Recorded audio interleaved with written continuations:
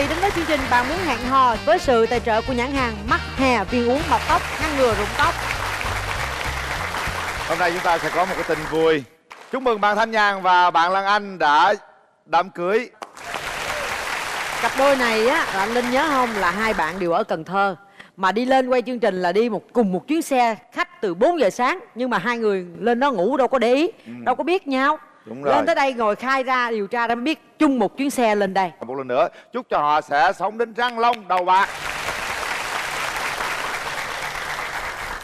Một lần nữa tôi xin thông báo là tôi có apply Bạn Mới Hẹn Hò tại thủ đô Hà Nội và thành phố Hồ Chí Minh vào mỗi tuần nha quý vị, thứ Bảy và Chủ nhật. Nếu như ai chưa tìm được nửa yêu thương của mình thì hãy vào fanpage hoặc là địa chỉ đang chạy trên màn hình để chúng ta có thể gặp mặt trong một buổi apply của Bạn Muốn Hẹn Hò. Và bây giờ thì chúng ta sẽ đến với hai cặp đôi ngày hôm nay, xem là họ có bấm nút hay không, rồi bấm nút xong rồi mới có đám cưới được chứ, không bấm thì làm sao cưới, đúng không nè. Chúng ta xem cặp đôi đầu tiên sẽ như thế nào nha. Xin mời quý vị.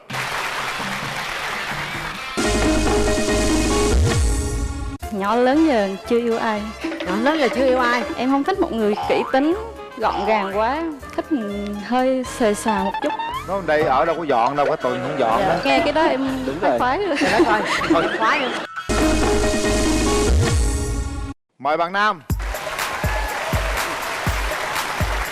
Mời các bạn. Mời bạn nữ.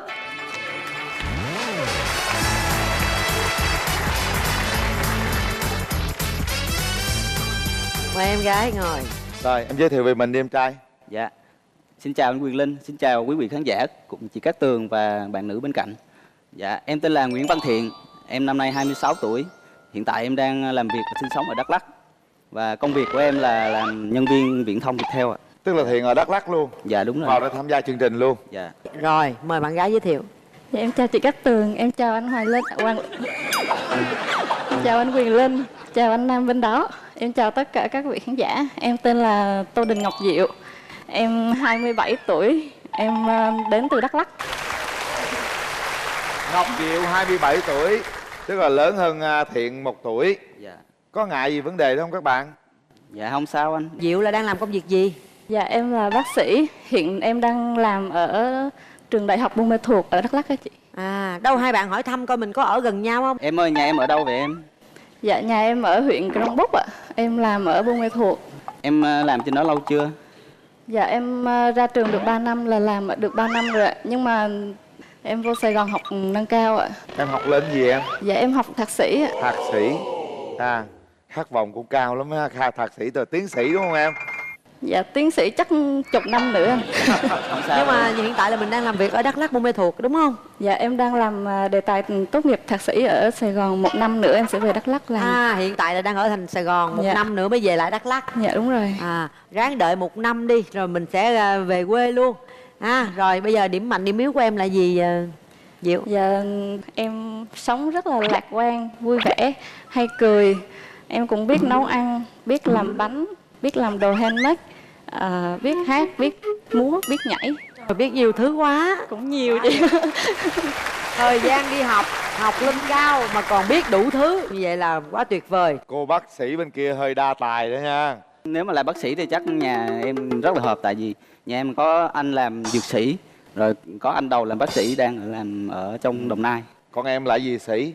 Dạ em cũng có chút nghệ sĩ anh. Có không? Dạ có. Có biết hát hò gì không? Dạ em biết hát rồi biết chơi đàn. Ồ, vậy là cũng nghệ sĩ rồi. Dạ. Anh nghĩ rằng là em hát một cái bài nào đó cho nó không khí thử coi sao. Dạ có một cái đặc biệt là em muốn hát trực tiếp cho bạn nữ nghe. Trực Và tiếp em hả? em sẽ hát bạn nữ qua một cái điện thoại. Là sao? Dạ. Là gọi điện thoại đó hả? Dạ gọi điện thoại. Em hay hát cho bạn nữ nghe qua điện thoại di động. Vậy giờ lấy điện thoại di động ra đi. Dạ điện thoại không có anh. Em Sao là có chuẩn một cái bị? điện thoại khác đặc biệt hơn anh. Thoại gì? Dạ, dạ đây ạ. Dạ. À, cái này trò chơi ngày xưa đó mà. Dạ đây là chiếc điện thoại đầu tiên em xài anh ạ. À, bây giờ anh sẽ chuyển điện thoại qua anh kia cho bạn gái nghe ha. Muốn hát hò gì đó hát. Rồi, đây, trái tim này nằm bên kia. Tôi nghi lắm rồi, tôi nghe Chuyện là tôi đi. biết cái lon rồi. Đó. Em ngồi xuống em nghe coi bạn bên đây hát cái gì. Alo. Alo em nghe rõ không em ơi? Nghe rõ, nghe rõ. Đây bên đó nói lấy giùm rõ. Anh hát cho em nghe một bài rất là tình cảm. Đó là bài hát Như Khúc Tình Ca. Gió ơi, nhờ gió man theo, nhưng yêu thương nồng cháy trong tôi. Đến em và ướp hương hoa, để cho tôi nghe một thoáng bối rối. Như cánh én tôi đi tìm xuân, tìm đến nông trường đầy nắng gió bụi mờ. Tôi sẽ hóa cơn mưa đầu mùa, để thấy em về bên lá non xanh. Đã xin hết. Sao em cảm nhận qua cái điện thoại như thế nào? Em nghe rõ không em? Dạ rõ. Không có cái lon này nghe rõ không? Cũng rõ. Rõ luôn. Nói chung bạn trai muốn nhắc về một cái ký ức ngày xưa ha. Quan trọng Mà là dễ cái thương điện thoại lắm. có Dễ trái thương. tim Rồi, nha. cái này để giữ làm kỷ niệm ha. Rất lãng Chút mạn. xíu hai bạn đem về để ở chung phòng á. Rồi cái mình gắn mỗi đứa nghe cái cho nó chơi. Bữa nào gây lộn cũng gắn cái này nghe. Cãi nhau cũng vui. Hai bạn nãy giờ mình nói ưu điểm, mình chưa có ai nói khuyết điểm hết ha. Mình có khuyết điểm gì không? Dạ, khuyết điểm của em là về giao tiếp. Người ta nói là bị chậm một nhịp đó chị. Nên là trong giao tiếp thì em thường hay cười trừ, chứ đối đáp thì cũng không có nhanh nhạy cho lắm. Người giỏi cái này phải giờ mà dở cái khác. Bạn trai có khuyết điểm gì không em? Dạ, tính em thì hơi bề bộn, cẩu thả. Ở nhà đồ đạc em hay vứt lung tung, nhiều khi em không có nhớ. Hồi nhỏ em hay có tính là táy máy. Đồ đạc ở nhà là không bao giờ yên với em hết á. Tivi hay tủ lạnh gì là em hay Tháo ra. tháo ra em coi hết trong đó. Ráp vô. Dạ, mà ráp vô có lần không coi được anh. Thiếu đúng không? Thiếu hoặc nó dư. Em ráp vô không biết sao em ráp y chang vậy mà không coi được. Mình trải qua mấy mối tình rồi em gái? Dạ, em nhỏ lớn giờ chưa yêu ai. Nhỏ lớn là chưa yêu ai. Sao vậy? Lý do? Cũng giống như là trong giao tiếp em bị chậm một nhịp, thì trong tình cảm cũng giống vậy á chị. Em cần nhiều thời gian để mà Vậy có thể... trong điều trị em có chậm một nhịp không em? Dạ không, trong điều trị thì chậm mà chắc anh. Đúng rồi. Trong điều trị mà chậm một nhịp là hậu quả nghiêm trọng lắm á. Bạn nam nói chung cũng phải kiên trì một tí thì mới có thể làm cho em rung động được. 27 năm nay thì chưa có ai đủ mặt dày để rước em đi. Vậy phải kiếm một người có mặt dày mới được đúng không? Mà hồi đó giờ chưa có ai đeo đủ em luôn hay sao? Dạ có, nhưng mà họ không có kiên trì lắm. Em hơi lơ lơ cái là họ cũng dê luôn. Mà em có thích người ta không mà em lơ? Chưa thích chị, chưa thích là lắm. tại vì em chưa thích lắm. Chứ nếu em thích lắm em đâu có lơ. Hy vọng bữa nay không có lơ nha. Em có kiểm tra lại cái giới tính của mình không? Nhiều đêm cũng vắt tay lên trán suy nghĩ. Nhưng mà trước giờ chưa thích bạn nữ nào theo cái kiểu đó hết. Nhưng mà vậy là em chưa có được nụ hôn đầu tiên luôn á hả? Dạ. Chưa có. Dạ. Bạn trai thì sao? Có mối tình nào chưa em? Dạ, em thì từ trước đến giờ thì em đã trải qua 2 mối tình. Dạ, một mối tình thì từ thời học sinh sinh viên. Bỏ qua. Mối tình mới nhất. Mối tình mới nhất thì cách đây khoảng hơn 1 năm. Tại vì vấn đề bên đạo. Rồi. Thôi chuyện đó mình phải chịu thôi ha. Chuyện cũ bỏ qua. Mẫu người bạn gái lý tưởng của em là sao em trai? Dạ, có chút nữ tính với lại Có chút nữ tính thôi hả? dạ. Bên kia có một chút nữ tính đó. Nhà em thì không có con gái cho nên là ba mẹ cũng rất là thương nếu mà ai chịu đồng ý về làm dâu nhà em. Rồi mình mong muốn tìm một người bạn trai như thế nào? Người có thể khiến em cười cả ngày. Chỉ vậy thôi. Chỉ cần đơn giản vậy thôi. Ngoại hình, tính cách. Ngoại hình thì nói chung nó chỉ là cái phần giá trị gia tăng thôi. Đẹp trai thì tốt, mà không thì cũng không sao. Có cái điểm nào em không thích ở người đàn ông? Em không thích một người kỹ tính, gọn gàng quá. Thích hơi xề xà một chút. Nó đây ở đâu có dọn đâu, có tuần không dọn đó. Dạ em nghe cái đó em Đúng khoái rồi. khoái. Trời đất ơi, mình khoái không? Mốt em về em dọn chết luôn á chứ em khoái cái gì không biết. Dạ em thích dọn dẹp nhà chị. Thích dọn dẹp nhà vậy là làm dâu được đúng không? Dạ đúng rồi. Rồi. Chừng nào đám cưới được em? Dạ, nếu tốt thì khoảng chừng 1 năm đến 2 năm chị ạ. Ví dụ sau này lấy cô về rồi nhưng mà cô vẫn muốn học lên nữa, cô học lên tiến sĩ nữa. Dạ, học được hết chị, Cho không không? sao chị. Dạ được. Rồi có phụ cô nuôi con chăm sóc dọn dẹp nhà cửa cho cô đi học không? Dạ, cái đó thì em biết làm chị ạ. Cái em có Chắc thể. à? Dạ chắc chị. Có ga lăng không? Dạ em thì cũng vừa vừa chị. Không thấy nghĩ ra mấy cái trò đó là thấy vui rồi. Dạ. Cố gắng cứ lâu lâu tạo ra một trò vậy là hạnh phúc rồi đó. Dạ. Nha. Rồi mình hỏi thêm ý kiến người thân đi. Em gái đi với ai? Dạ em đi với má với mấy dì ạ. Xin chào chị Cát Tường, chào Dạ. anh Quyền Linh, chào cháu trai Dạ, ở trên chào cô đó. ạ. Dạ. Chào quý vị khán giả trong trường quay. Mình cũng thường theo dõi chương trình này lắm. Dạ. Thì mình thấy chương trình cũng rất là hay. Thì cũng chính mình là động viên Diệu là đăng ký chương trình để may ra là có một cái cơ duyên nào đó mà cháu có thể là có một tình yêu. Chứ vì mẹ thấy con là 27, 28 tuổi rồi mà không dẫn vô về nóng ruột lắm. Cháu bên này thì mới nhìn thì cái ngoại hình thì cháu hơi nhỏ con. Nhưng mà cháu ăn nói rất là có duyên.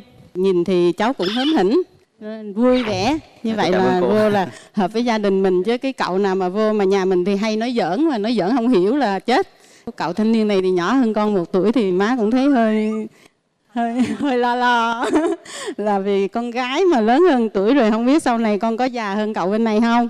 Nhưng mà thôi thì cũng là một cái duyên. Cậu thanh niên này với con thì bấm nút tìm hiểu nhau đi, rồi là để mình có một cái mối tình đầu. Má sợ con gái chưa có mối tình đầu hả? Cháu cảm ơn cô ạ. Trời ơi, có người mẹ dễ thương quá. Thôi giờ nói gì vài tiếng với cô đi. Nếu mà được phép mà chăm sóc bạn gái bên cạnh con cô á, thì con sẽ hứa sẽ hết lòng chăm sóc cho bạn ấy. Nhưng mà với Diệu nó hơn con 1 tuổi. Dạ. Thì con có vấn đề nghĩ đó gì? thì cũng không có quan trọng lắm cô ạ. Dạ, miễn sao hai đứa mà hợp nhau là được. Rồi vậy cô yên tâm rồi Dạ. hả cô ha? Bấm nút đi, Dạ. kiếm mối tình đầu đi. Rồi, đây Trai bạn đi trai với đi với ai? Dạ, thì hôm nay thì em đi với anh trai em. Anh ruột hả? Dạ, anh ruột. Anh Cả hả? Dạ, Dạ chào anh. Chào chị Tường và anh Linh, chào tất cả các vị khán giả đang xem chương trình truyền hình. Em tên là Nguyễn Văn Tiến, thì là anh cả của Nguyễn Văn Thiện. Em là bác sĩ làm ở Đồng Nai. Anh nhận xét cô gái như này như thế nào? Về cô gái này, ngoại hình thì rất là dễ thương và rất hợp với Thiện. Rồi bây giờ thì chúng ta kéo màn cho hai bạn gặp mặt đi. Mở rào.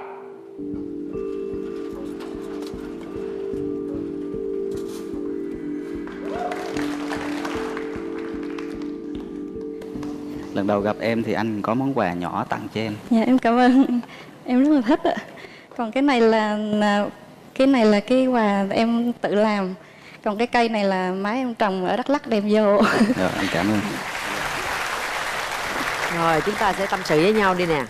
Nếu mà hai mình quen nhau thì em nghĩ là mình bao nhiêu lâu sẽ tiến tới hôn nhân được.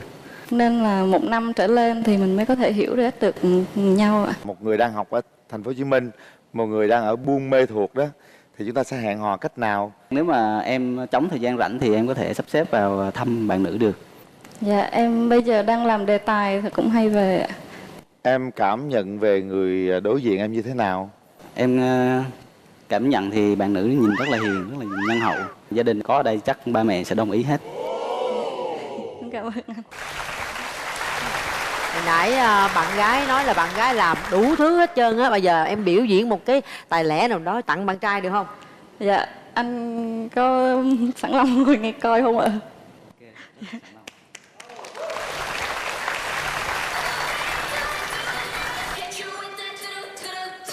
Wow.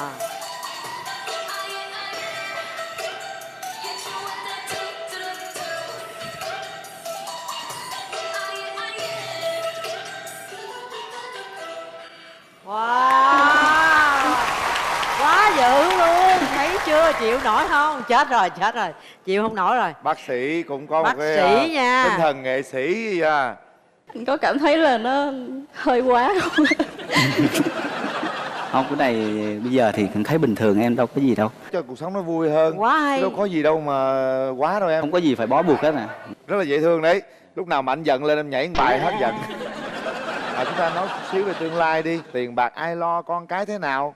Thử xem một vẽ bức tranh hạnh phúc thế nào. Nếu sau này thì hai đứa có đến với nhau thì tiền bạc thì nếu mà em làm ra thì em giao cho vợ em giữ hết, em không giữ. Em cũng tự nguyện giữ tiền của anh. Con cái như thế nào? Anh thì anh thích là 2 đứa con trai, 1 đứa con gái. Thì Dạ. gia đình nó sẽ rất là nhìn nó lớn mạnh và nó ổn định. Con do ông trời ông cho thì mình nhận thôi chứ cũng không có tính trước được. Anh đến đây là anh Mục đích chính là anh cũng muốn tìm một người nào đó để đi với anh trong cuộc đời này. Hôm nay anh đã tìm đúng người. Mong thì chúng ta hãy tạo cơ hội cho nhau để tiến tới một cái mối quan hệ rất là tốt đẹp sau này. Dạ, em cũng tới đây là cũng làm nghiêm túc muốn tìm một mối quan hệ để xây dựng gia đình.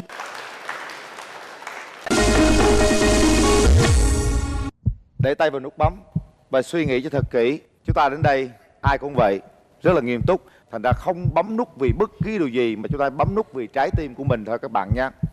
1 2 3. Hết thời Mời hai gian. bạn. Sao em? Em có bấm không chị? Em có bấm không? Có. Lo quá thì em bấm chậm đúng không? Em có bấm mà hình như nó chưa có vô. Đấy, một chút xíu trục trặc nho nhỏ. May mà cái duyên nó cũng đã đến ha. Rồi, nắm tay nhau đây hai bạn.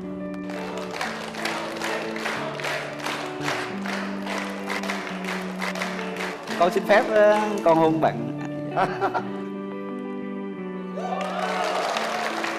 Nụ hôn Nụ đầu hôn đời đầu cô đó gái nha. đấy. Bạn trai tuy là nhỏ, tuổi 1 tuổi nhưng mà rất là chững chạc nha cô nha. Đấy, chúc hai bạn sẽ tìm được hạnh phúc sớm nhất. Những chiếc vé xem phim của cụm rạp Cinebox 212 lý chiến thắng gửi tặng các bạn. Phần quà dành cho hai bạn là một phiếu mua hàng thời trang cao cấp dành cho cặp đôi từ hệ thống thương hiệu thời trang Couple TX trên toàn quốc. Tặng các bạn một bộ sản phẩm chăm sóc da do công ty mỹ phẩm Princess Beauty sản xuất và phân phối. Đây là quà tặng một cặp gối cao su thiên nhiên Đồng Phú thuộc Tập đoàn Công nghiệp Cao su Việt Nam và một phiếu giảm giá 25% nếu như các bạn đồng ý kết hôn với nhau. Nếu như các bạn tiến tới hôn nhân thì một chiếc Smart TV 40 inch trị giá 6.990.000 đồng đến từ thương hiệu Akino, tinh hoa công nghệ thăng hoa cảm xúc sẽ nằm trong ngôi nhà. Tặng cho hai bạn, mỗi bạn là một chiếc voucher giảm giá 50% khi mua máy lọc nước, máy làm mát Yagio ở tất cả các hệ thống Yagio trên toàn quốc. Và nếu như hai bạn tiến tới hôn nhân thì sẽ được nhận một máy lọc nước Yagio trị giá 8.690.000 đồng. Máy lọc nước Yagio sản xuất 100% tại Hàn Quốc, được nhập khẩu và phân phối bởi công ty trách nhiệm hữu hạn Yagio Việt Nam. Rồi, hãy đưa nhau đến rạp phim để chia sẻ, để hiểu nhau và yêu nhau nhiều hơn nha. Cái này vô rạp phim mà hai đứa bóc điện thoại Đó. nói chuyện với nhau vui lắm mà. Máng gì đi về luôn đi. Rồi, vô kia nói mời hai chuyện với bạn. nhau. Còn bây giờ có lẽ chúng ta sẽ đến với cặp đôi thứ hai thôi mọi người nhé.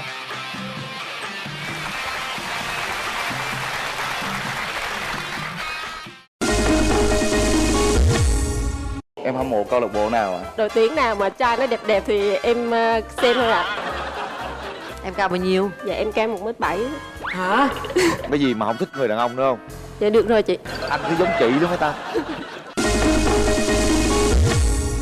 Mời bạn nam.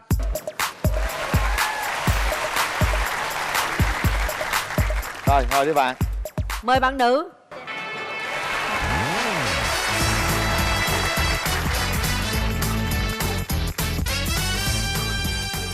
Rồi, trai giới thiệu về mình đi. Xin chào quý vị khán giả, xin chào anh Quyền Linh, xin chào chị Cát Tường và xin chào bạn nữ bên kia. Em tên là Nguyễn Thanh Hiếu ạ. Em năm nay 30 tuổi. Em đến từ Bình Định. Hiện tại em đang là nhân viên văn phòng, sống ở quận 9 và em làm việc ở Đồng Nai. Sống quận 9, làm việc Đồng Nai, quê Bình Định, sao nhiều chỗ quá. 30 tuổi hả? Dạ. Hiếu 30 tuổi. Dạ. Làm văn phòng nhưng cụ thể là làm gì? Dạ em đang làm là việc quản lý kho của công ty Cám ạ. Quản lý kho. Rồi, mời bạn nữ. Dạ em tên Nguyễn Thị Phúc, em 28 tuổi. Em sinh ra và lớn lên ở Bình Định. Hiện nay em đang làm nhân viên văn phòng tại quận Thủ Đức ạ. Ồ, vậy sát Đức bên cơ luôn. quận 9 là cũng gần rồi ha. Hai bạn quê cùng Bình Định luôn. Đâu hai bạn hỏi thăm thử coi Bình Định có gần nhau không? Bạn ở Bình Định mà ở khúc nào ạ? Anh ở Bình Định, ở Phú Mỹ em ơi. Còn em? Mỹ. Dạ em ở Hoài Nhơn mà ở khúc Tân An Nam á, ngang chỗ Xứ Dừa luôn. Dạ em tới hồi hương chưa? Dạ cũng khúc đó luôn á anh. Phúc nó có bà con gì không? Dạ có ạ. Hỏi coi có quen bà con gì không? Có bữa cặp lên đây nói hồi lòi ra bà con thì về đó. Hỏi đi, hỏi cho chắc đi. Em có ngay cái đoạn mà chỗ cái cầu đường sắt bắc đi qua mà gần tới đèo Bình Đê, em có đoạn đó không? Dạ không, em ở ngang chỗ đoạn mà gần Giáp Quảng Ngãi luôn anh. Gần Giáo Quang Ngãi là gần đèo Bình Đê rồi. Hỏi xem em thích gì, có hỏi vòng vòng có quen lần nào chưa? Ưu điểm em gì, nhược điểm em gì, hai người nói chuyện luôn đi. Ưu điểm của em là gì em à? Ưu điểm của em là dễ gần, rất là thân thiện, biết nấu ăn, biết cắm hoa, biết may vá quần áo. Còn ưu điểm của anh là gì ạ? Ưu điểm của anh là coi như năng động, nhiệt tình, biết nấu ăn, biết làm việc nhà và biết chơi đa số các môn thể thao. Em cũng rất thích cái môn thể thao. Anh có biết bóng chuyền không ạ? Anh biết bóng chuyền. Em có thích bóng đá không? Dạ có, em cũng thích bóng đá. Hồi học trung học em có làm thủ môn bóng đá.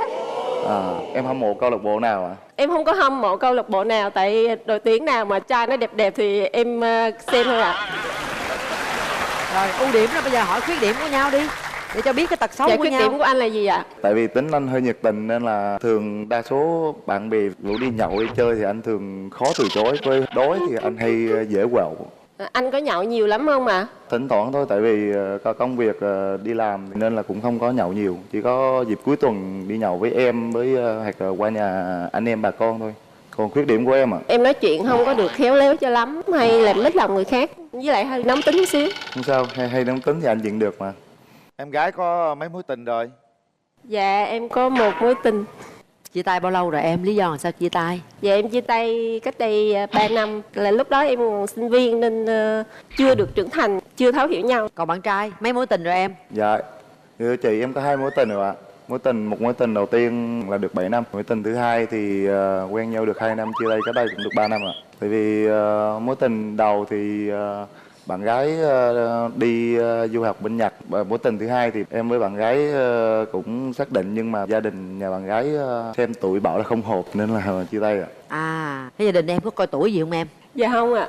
Không hả? Chứ để quen xong thời gian rồi coi tuổi không hợp rồi mất công lắm. Rồi hôm nay chúng ta sẽ bắt đầu một cái trang tình yêu mới ha. Một cái hạnh phúc mà chúng ta đang rất là cận kề. Hy vọng các bạn sẽ hợp ý với nhau. Xin hỏi bạn gái là bạn muốn tìm một người bạn đời như thế nào? Dạ em muốn tìm một người không có gia trưởng, biết nấu ăn, biết dọn dẹp nhà cửa, biết quan tâm chăm sóc gia đình. Nhậu nhẹt thì ít thôi. Trai bên đây dọn dẹp được này em có nói được, nhưng vấn đề gia trưởng có không? Em không gia trưởng. Không gia trưởng. Nhưng ngoại hình? Cao trên 1m7, tại em cao lắm. Em cao bao nhiêu? Dạ em cao 1m7. Hả? Em Ghê cao vậy? 1m7, yên tâm, bên đây 1m9. Rồi, được rồi, mắt chính yên tâm. Không có hút thuốc nữa vậy. Không hút thuốc, chào Dạ. em gái, rất dễ thương. Em có hút thuốc không? Dạ em thỉnh thoảng thôi ạ. Thỉnh thoảng thôi, có thể bỏ được không? Khi mà công việc áp lực với hơn nữa, khi đi nhậu em xỉn thì mới hút thôi. Vậy là thỉnh thoảng thôi. Em cứ gặp mùi thuốc là em tránh xa xa. Yên tâm, quen là em cứ tránh hoài rồi bỏ, thấy không? Dạ. Rồi, còn cái gì mà không thích người đàn ông nữa không? Dạ được rồi chị. Dạ anh. Anh cứ giống chị đó mấy ta. Nhiều người cứ nói chị Quyền Linh không à. Chắc anh phải về kiểm tra lại giới tính của anh coi làm sao. Ha, thì ghét.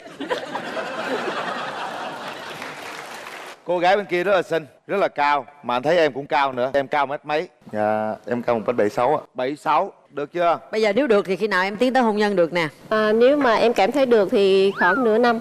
Nửa Đến năm. 1 năm. Làm dâu được không? Dạ được. Được Em đúng bình không? thường, Không dạ. ngại gì hết ha. Khỏe. Chào chị ạ. Cao ha, 1m76. Bao lâu tiến tới hôn nhân được em? Dạ em thì cũng như bạn gái tầm nửa năm cho tới 1 năm ạ. Còn nếu được sớm hơn cũng được ạ. Sớm hơn cũng được. Dạ. Sớm hơn về rồi lấy cưới rồi ở đâu? Dạ thì hiện tại thì coi như em ở đây thì em đang ở trọ ạ. Nhưng mà em nghĩ trong 2-3 năm nữa thì em có thể. Ở định cư trong Nam luôn hay về là Bình Định? Dạ em định cư trong Nam luôn ạ. Định cư trong Nam luôn. Em quay qua bên anh Linh coi. Rồi cái tóc em cắt là model gì vậy? Dạ cái tóc em ở xong em đọc nó nguy hiểm lắm, nó bị ấy ạ. Một bên nó láng cón vậy đó hả? Còn bên nó dài vậy đó hả? Em không biết là vào tiệm cắt tóc người ta cắt sao thì về vậy ạ. Cũng điệu lắm à nha. Em có ghen không em? Dạ có. Có, bên đây là đeo đồng hồ, đeo nhẫn, đồ tóc tai, đồ ghê gớm lắm. Nói chung em cũng hơi thích bụi bụi một xíu. Phải không? Bụi thì không biết có bụi không, nhưng mà cũng là fashion đó. Thôi được rồi, cặp này chị thấy được ổn rồi đó. Cái chiều cao như em là kiếm người cao hơn là cũng hơi khó. Dạ phần ế là cũng cao quá. Đó. Trai có yêu cầu gì người phụ nữ không? Dạ em không thích một người phụ nữ tính tình coi như hay soi mói. Soi mói. Dạ em không có soi mói đâu anh. Nhìn thẳng chứ không có soi. phải biết kính trên nhường dưới, như thế được rồi. Thế được rồi. Anh nghĩ cô gái bên kia có đầy đủ những cái yêu cầu của em rồi đó. Bây giờ mình khảo sát người thân như thế nào? Hôm nay em đi với ai? Em đi với đồng nghiệp và em gái của em.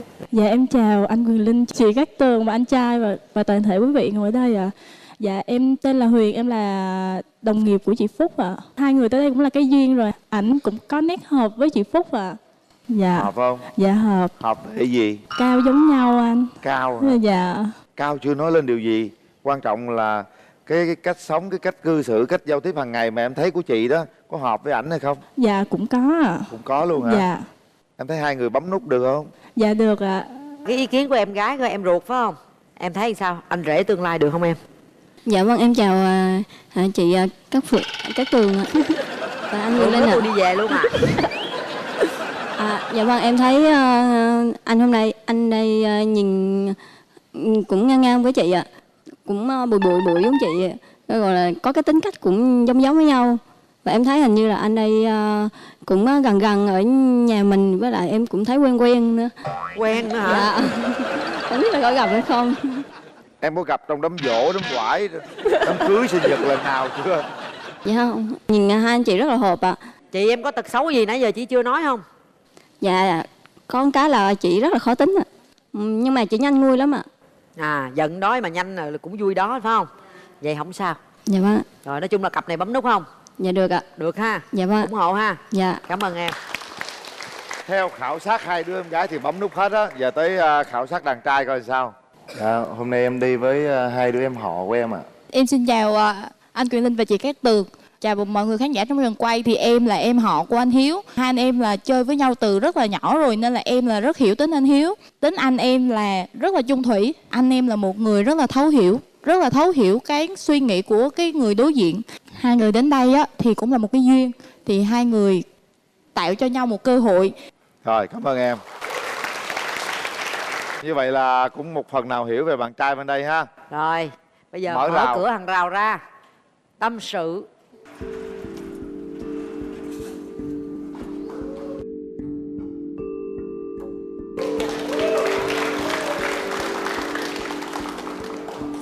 Đến chương trình của anh tặng em. Trời, hai người cao dễ sợ Cao luôn ha. quá. Rồi, chúng ta bắt đầu câu chuyện đi. Em có biết sao anh tặng em là Hồ Hướng Dương không? Hoa hướng dương một phần là thể hiện và tình yêu vĩnh cửu. Anh muốn em lúc nào cũng tươi tắn xinh đẹp như một bông hoa hướng dương luôn hướng về Dạ mặt em trời. cảm ơn ạ. Cái gì đó?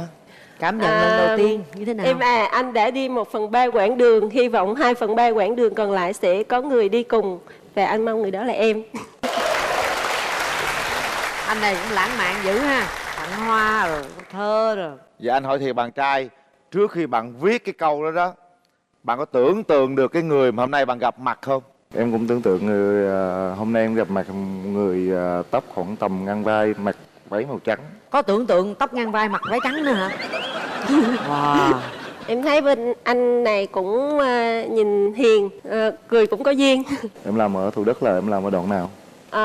Em đang làm trong khu chế xuất Linh Trung 1 á. Ở gần Cấp Mát, quận 9. Chuyến lên việc á? Dạ. Anh cũng ở gần đó. Vậy tiện quá à ha. Dạ, em thường khoảng một năm em về được bao nhiêu lần? Dạ, một năm về 2 lần.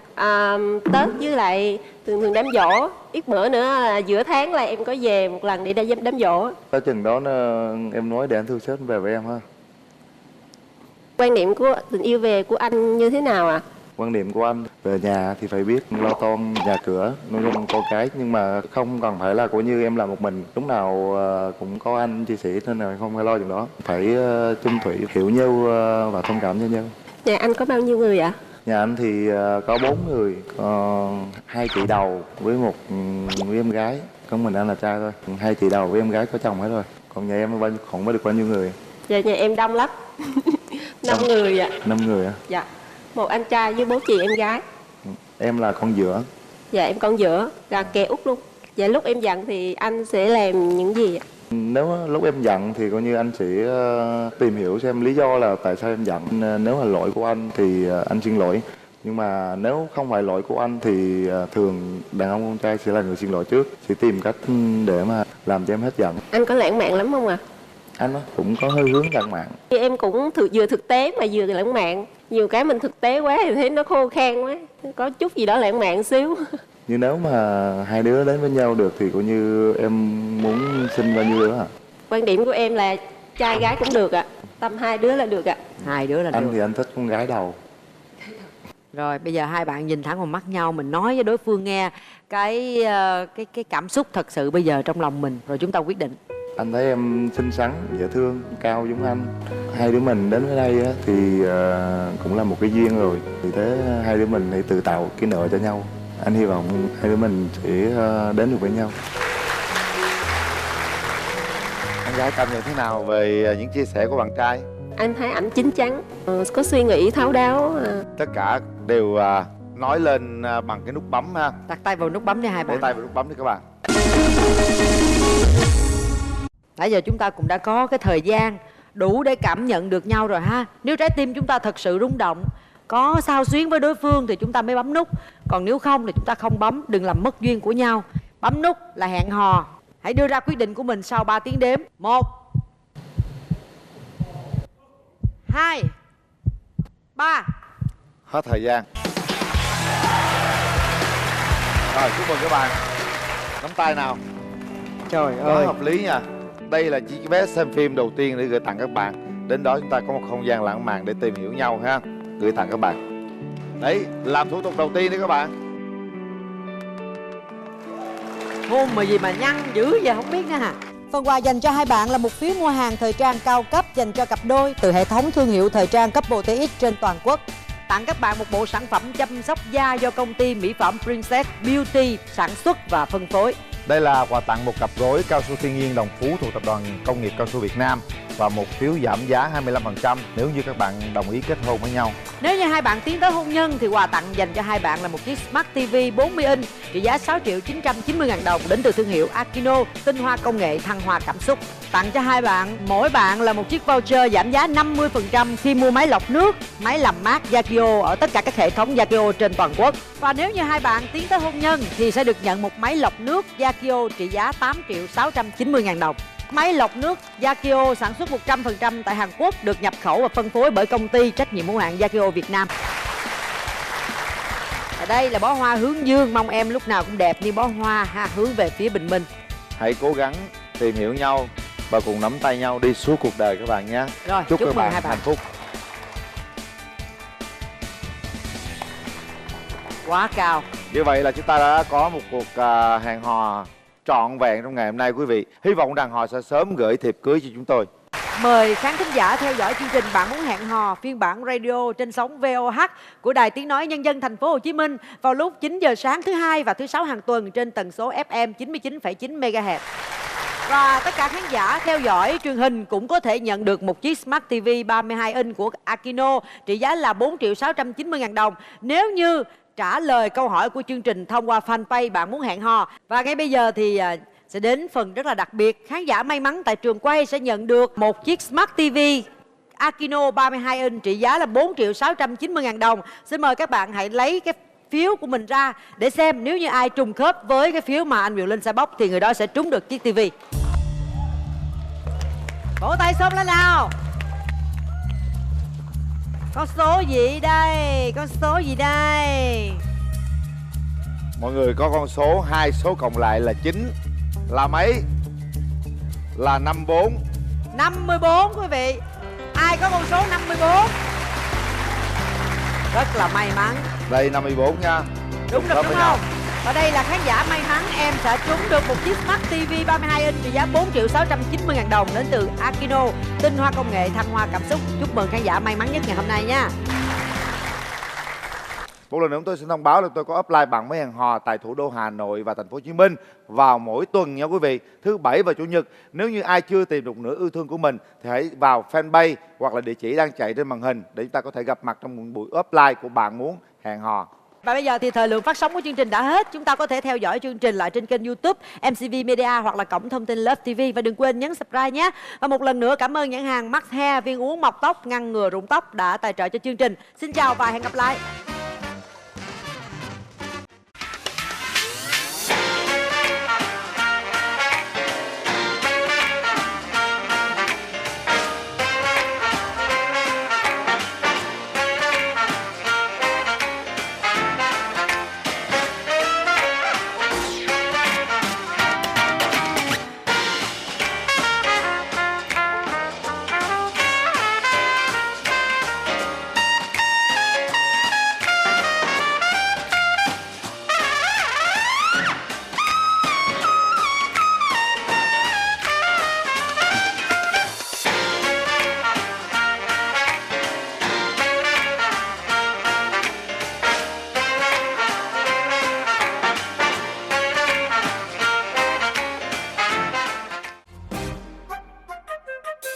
Bà chàng trai bên đây dễ thương lắm. Đường tình trong trắng. Em sợ mấy người trong trắng. Cái gì? Trong trắng quá, người ta quen á, cái người ta chưa biết gì hết trơn.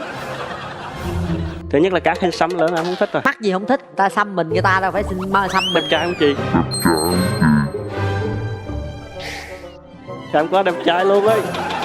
Chương trình Bạn Muốn Hẹn Hò được phát sóng vào lúc 15 giờ 20 Chủ nhật hàng tuần trên kênh HTV7 Đài Truyền hình Thành phố Hồ Chí Minh.